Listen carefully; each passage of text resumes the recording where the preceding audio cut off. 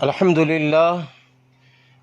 لله وكفى وسلام على عبادي الذين اصطفى أما بعد. وقال النبي صلى الله عليه وسلم الخلق عيال الله او كما قال عليه الصلاة والسلام. اللہ تعالیٰ نے حضرت آدم علیہ السلام کو سب سے پہلا پیغمبر، بشر، انسان اور ہم سب کا باپ بنا کر اس دنیا میں اتارا اور دنیا میں زندگی گزارنے کا راستہ بھی بتایا. آخری پیغمبر حضرت محمد عربی صلی اللہ علیہ وسلم کا ارشاد گرامی ہے کہ تمام لوگ آدم کی اولاد ہیں اور آدم مٹی سے بنے ہیں. ترمذی شریف.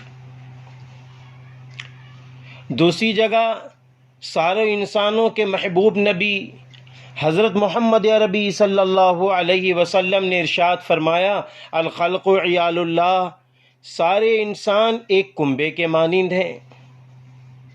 اب ہم سب کو یہ سمجھنا چاہیے کہ ہم سب بہت حقیر چیز مٹی سے بنے ہیں.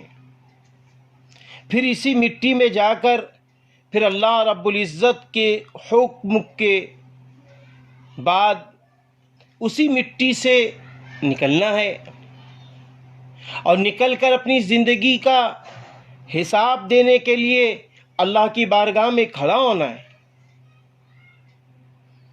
پھر اللہ رب العزت پوچھے گا کہ تم اپنے باپ پیغمبر حضرت آدم علیہ السلام اور حضرت محمد صلی اللہ علیہ وسلم کے لیے،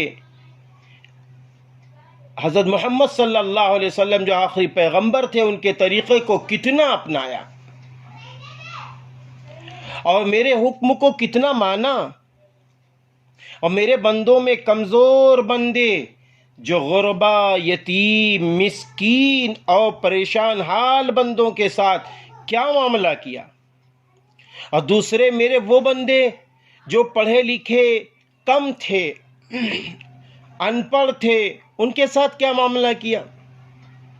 اپنے ماں باپ، بھائی بہن، ددھیالی رشتہ، ننیالی رشتہ، سسرالی رشتہ دار اور آس پاس کے رہنے والے ہندو بھائی، مسلمان بھائی، سکھ بھائی، عیسائی بھائی، اپنے اور پرائے، اپنی برادری اور دوسری برادری کے ساتھ کیا کیا معاملہ کیا اور میرے لیے ان کے لیے کون سا طریقہ اختیار کیا، ان سے کیسی تم نے محبت کی.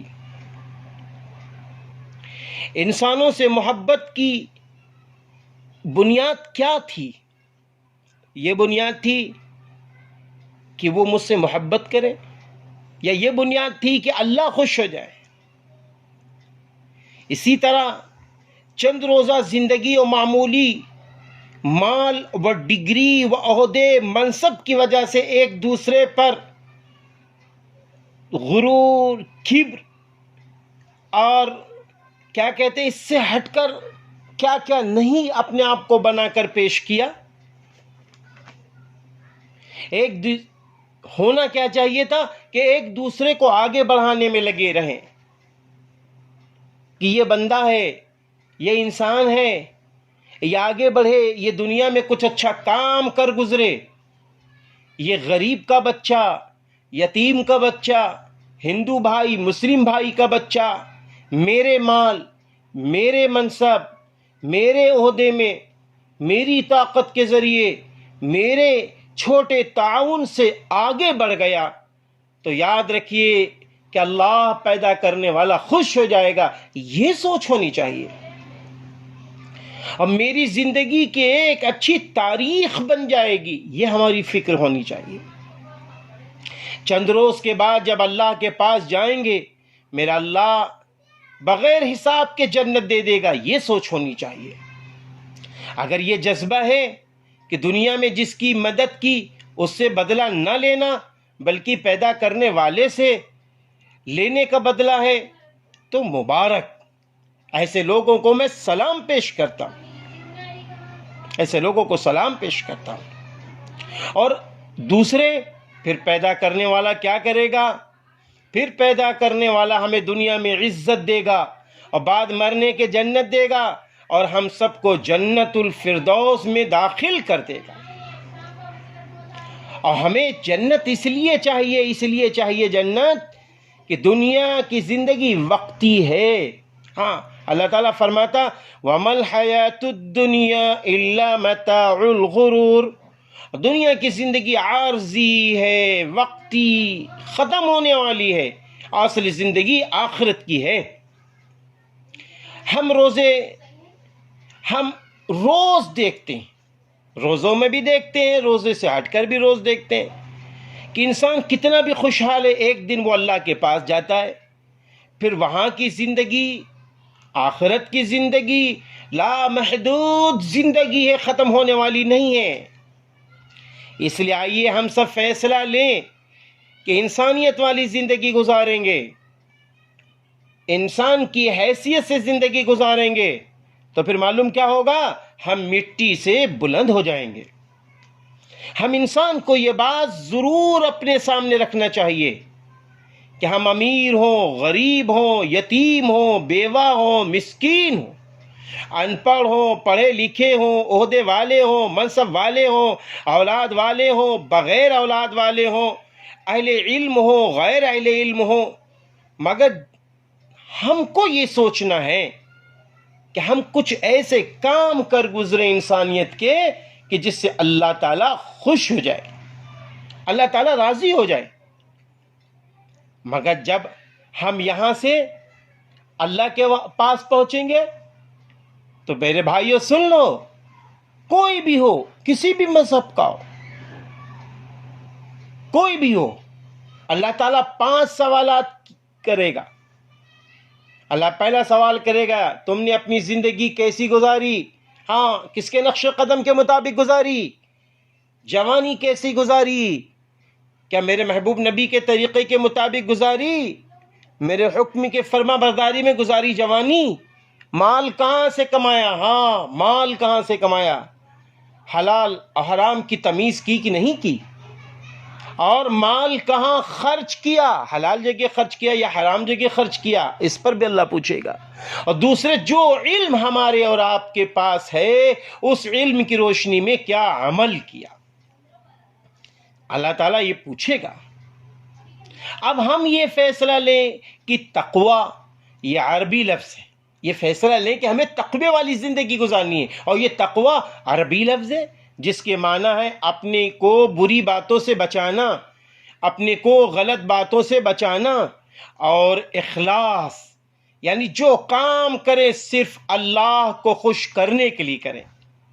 اس فکر کو سامنے رکھتے ہوئے جامعہ نور الہدیٰ للبنات، قصبہ خیر آباد، سیتاپور، شاخ دار العلوم ندوۃ العلماء کی جانب سے بایادگار والد محترم خلیل احمد خان رحمۃ اللہ علیہ لاک ڈاؤن و کورونا وائرس کے موقع پر ہر مذہب و سماج کے ہر غریب بھائی کو کھانے وغیرہ کا سامان دے کر مدد کی، اور یہ مدد چند اہل خیر حضرات کے تعاون سے کی، اور چند معزز محترم بھائیوں کی موجودگی میں دعاؤں کے ساتھ کہ اے اللہ ہم سب کو رحمت والی، دولت والی، برکت والی، عزت والی، شہرت والی وہ زندگی دے دے جس سے تو خوش ہوتا ہے۔ یہ دعا کی، اور دوسرے یہ بھی دعا کی اے اللہ جن کو راشن دیا جا رہا ہے ان کو بھی انسانیت کی دولت کے ساتھ رزق میں برکت دے، ان کو اے اللہ تو امیر بنا دے۔ اللہ سے یہ بھی دعا کی کہ اللہ یہ جو غربا ہیں ان کو تو امیر بنا دے، ماں و بہنوں کو امیر بنا دے، مردوں کو امیر بنا دے۔ اللہ تیرے خزانے میں کیا کمی ہے، ان کو امیر تو بنا دے، ان کی دولت میں تو روزی دے دے، ان کی ہر مشکل آسان فرما دے۔ ان کے لیے دعائیں کی گئیں، دعاؤں کے ساتھ ان کو راشن کا سامان دیا گیا۔ ہاں، عید الفطر کی ضروری چیزیں ان کو دی گئی ماشاءاللہ جامعہ کی جانب سے۔ اللہ کا شکر احسان۔ اس لیے میرے بھائیوں، میں یہ کہہ رہا ہوں کہ یہ تصویریں آپ دیکھ رہے ہیں، آپ کے دل میں آئے گا یہ کیا ریا شہرت ہے؟ نہیں میرے بھائی، یہ ریا و شہرت کے لیے تصویریں میں آپ کے سامنے پیش نہیں کر رہا ہوں، یہ صرف اس لیے کہ ادارہ جامعہ نور الہدیٰ للبنات یہ پیغام دیتا ہے، یہ پیغام دے رہا ہے، جس طرح ہماری آپ کی بچیاں ادارے سے ماشاءاللہ علم والی بن کر نکل رہی ہیں، تعلیم یافتہ بن کر نکل رہی ہیں، اسی طرح جامعہ یہ بھی پیغام دیتا ہے کہ ہم غریبوں کو لے کے چلتے ہیں، یتیموں کی ہم مدد کرتے ہیں، اور جو انسان پریشان حال ہیں ان کی پریشانی کو دور کرنے کے لیے ہم ایک دوسرے سے مدد لے کر ان کی مدد کرتے ہیں۔ اس پیغام کو دینے کے لیے آج ان تصویروں کی ضرورت پڑی ہے۔ اللہ کے واسطے انگلیاں نہ اٹھانا، یہاں نیت میں کوئی فطور نہیں ہے، کوئی فطور نہیں ہے، یہ صرف رضائے الہی کے لیے کام کیے گئے ہیں، نہ اس کے پیچھے دنیا کی کوئی دولت چھپی ہے کہ شہرت ملے، عزت ملے۔ عزت شہرت دینے والا اللہ ہے، وَتُعِزُّ مَن تَشَاءُ وَتُذِلُّ مَن تَشَاءُ، اور عزت دینے والا اللہ ہے اور ذلت دینے والا اللہ ہے۔